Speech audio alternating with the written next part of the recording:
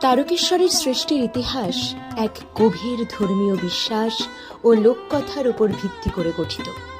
জনশ্রুতি অনুযায়ী প্রায় 1800 শতকে তপস্বী হরিনাথ স্বপ্নাদেশে ভগবান শিবের নির্দেশ পান এবং একটি জঙ্গলের মধ্যে শিবলিঙ্গ আবিষ্কার করেন। সেই পবিত্র স্থানে তিনি তপস্যা শুরু করেন। হরিনাথের শিষ্য বিষ্ণুদাসও এই সাধনার সঙ্গে যুক্ত ছিলেন এবং তিনিও শিবভক্তির প্রসারে গুরুত্বপূর্ণ ভূমিকা পালন করেন। কিছু বছর পর রাজা রামচন্দ্র চৌধুরী স্বপ্নাদেশ পেয়ে সেখানে একটি শিব মন্দির নির্মাণ করেন।